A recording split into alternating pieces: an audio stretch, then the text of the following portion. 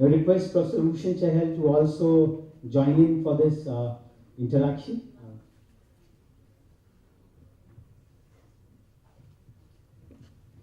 And also we have with us Dr. Anjan from JSS School of Pharmacy, Uttakaman, Ooty. Uh, Dr. Nanjan, yeah. Uh, Please, sir. Yeah. Dr. Nanjan's college has won the Atal Bihari Vajpayee Award for Innovation for a patented herbal drug. So he would be honored post lunch over there. So the theme which we had put across was, can the elements of research, innovation, and entrepreneurship can be inculcated? We are just joined by Professor K.S. Moti from ITM Vocational College, Vadodara. So I would also invite Sir. Their pedagogy of project-based learning has also been selected for the Atal Bihari Vajpayee Awards for Innovation. So I would also like to invite Dr. K.S. Murthy to really give a perspective on the hands-on learning which Pawan ji since morning has been talking about Anubhut Satya jo hai. So I think we have a wonderful panel. I will request Dr. Ghosh to lead it and just to remind the audience, it's all yours, ma'am.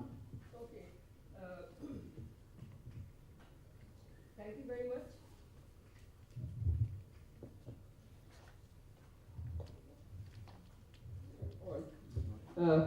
Yeah, thank you. So I think it's a really, really nice. Actually, the light is shining on our face, so we can't really see the audience, which is very uncomfortable for a teacher. Okay.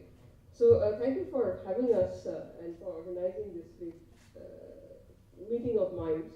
I'm not privileged to have that kind of time anymore to attend from the morning, but this was also a surprise that our session got preponed. I know everybody is hungry and we are standing between your lunch, so it's not an enviable position to be in. But it sort of brought into focus one thing, the element of surprise that makes everything so much of fun. We have a very, very distinguished panel and they will talk about it. While coming here, I was just actually looking at the issues. And the session says that how to expand the vistas of school education and inculcate the seeds of research, innovation, and entrepreneurship. Just a couple of points that I'll make, and then I'll request the panelists to add their wisdom to this. I actually, as was announced, I come from a university. For close to 25 years, I've been in the, I'm a physicist by profession, as in the Jawaharlal Nehru University. Last 5 years, I'm trying to build this new university, Shivnana University, which is past Greater Noida. So we're a research-focused university, and I definitely have a vested interest in the topic because how the school students do, it feeds into our system of higher education. So it's really, really very important that we analyze not problems in isolation, but look at the integrated problem from where it begins, and that's really the school system. My qualification probably to be here is this interest that I have, and in the last time when the National Curriculum Framework was revised in 2005, I was chosen to lead the science thing as the chief advisor of science for class 9 and 10 NCERT textbooks.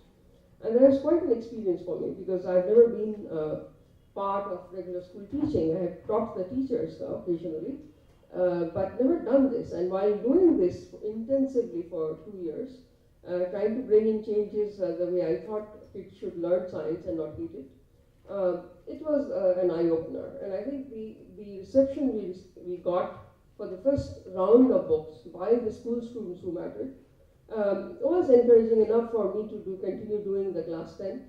And given the time and the really messy process that we are in, could not do all that we wanted to do, but definitely a change was made that could not be reversed. The first question we asked, I asked the NCERT, the schools, these textbooks, are they meant for students or for teachers? And you'd be surprised there is no clear answer. Because when you are writing a textbook, if you do not know whether you are writing for the students or for the teachers, and it's not possible because there are 4 lakh children who read the class 9 text. I got millions of postcards actually. Class 9 textbook on science. Many of them have not seen a class teacher actually. So they're trying to solve problems by themselves, coming up with strange answers and fixing. And on the other hand, we had very various schools in Delhi and around, where the teachers were reading it more than the students and actually conveying what we wanted to convey in the class. So this is a complex thing. The problem, when you look at it, you do not know where to start. But certain things are probably not as complicated, and we need to remind ourselves of some basic, simple principles. So again, I go back to the topic, research, innovation, and entrepreneurship. How do you actually inculcate the seeds of this in the school? Now, right now, what do? We kill the questioning of children, right? I mean, in many ways, people would say that children are the biggest scientists. They're always asking questions. And when you don't have time, you just shut them up. You basically kill their questioning because they sometimes ask very uncomfortable questions too. And you do not know how to answer such questions. So rather than killing the questioning tendencies, the idea is how do you actually nurture it? We promote that so that they keep on asking questions, do not accept answers as given. Anything that is printed, and more today with the proliferation of the digital media, anything that is coming on the internet are not sacrosanct. So do we actually are enabling our learners with that critical thinking possibility, the idea that they can actually analyze, come up with their answer of their own, right or wrong. And that brings me to the second point that I'd like to our panelists to touch upon, safe practices. School education has become more about teaching, and the teaching learning process, what they learn, has to be looked at very, very carefully, because we deliver what we find is safe practices. And entrepreneurship and innovation and research, the basic thing is not about safety. You do a little bit of gambling. Gambling is a dirty word, I know, but this is risk-taking. That is at the root of innovation. If you do not know, and risk-taking cannot be arbitrary gambling, it is informed choices. It's pretty informed risk-taking, and that is at the root of innovation. And I think if you do not practice it, children learn by looking at you, not so much what you're talking about, but you become a role model for them. So the risk-taking has to be part of the game. So two things I'm proposing actually. One is how not to kill their questioning, the inquisitiveness. And second, I'm saying not to play by safe rules. Now, I'm not advocating safety rules that you violate. I'm talking about safety in your mind, where you are actually cluttering your brain with the cage that you are not aware of even. That we are all sort of, our intellects are within that cage, and outside that cage lies the domain of innovation and entrepreneurship.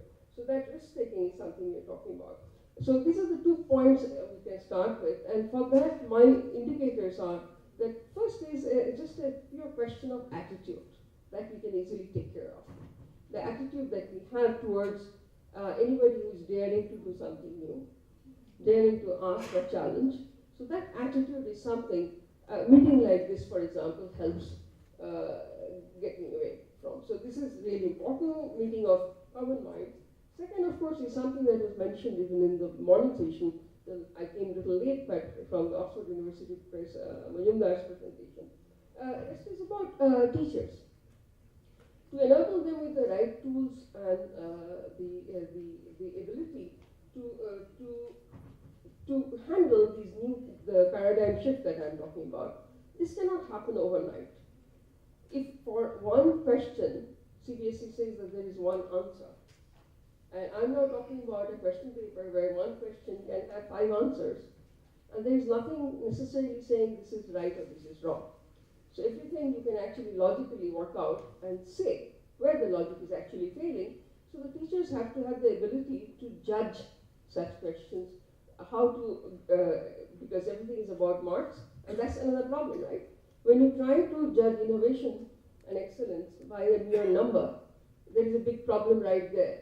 So, but we cannot get away from that because it's a huge country, some minimum standard has to be maintained, and rather than selection, we often end up doing an elimination test. Tests are more for elimination, not really to select the right people, but to eliminate the ones we think are not fit for our very robotic system.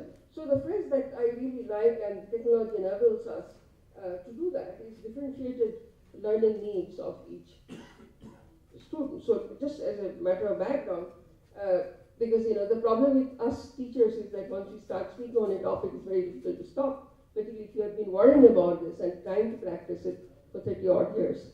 My point is that what was mentioned also, there is those of you who are familiar with the literature, there is a phrase that we are using today, education 1.0, which is the Gurukul that was being talked about, very, very personalized education system, because there is no textbook, there is a direct knowledge transfer from the Guru to the Shishya, and it's extremely personalized.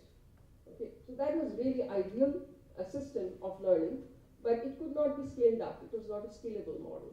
So came Education 2.0, where by then the Industrial Revolution has happened. You know how to print books, and so we needed to create so-called, the educated children out of school system and college system to learn those machines. So it was a robotic kind of an approach, uniform, not Education 1.0, 2.0 was scaled up, but we produce as a mass production of the same kind. There's no personalized touch. So this, of course, got scaled up, but quality dropped down. Education 3.0 that people are talking about today takes the best of Education 1.0, the best of 2.0, and tries to make a mix. It's also not really doing the way we think it should be doing. So what it should do, it should take out the individualized part of Education 1.0 and take the mass accessibility problem. But whenever we talk about a big education system, people tend to forget the quality, as if you give access, you cannot maintain quality. I do not believe in that. There are enough models in the world also, different kinds, not Indian kind, but different models that shows that even when you scale up, you can actually maintain pretty good standards. So this Education 3.0 is where we are today. And I think there is a lot of scope with the technology-enabled learning methods, where learning ultimately should become fun. And whenever you're exploring something and not being lectured at, like that was being talked about, statistics says if you lecture at somebody, at most 10% would be retained by the learner. Maximum is 14%. So in your 15-minute class, if you say, oh, I'm running late and then syllabus has to be finished, all you're doing is 10 minutes worth of talking. That's all that children are being able to retain. So that is the average. So our entire emphasis in new education policies are how to increase that retention power. If you see something visually, then you remember. And so movies you remember, there are many things, anything that is shown you remember, even if you have seen it way back. So the third part is actually when you do something with your hand, you really understand. So this is actually an old saying by Confucius.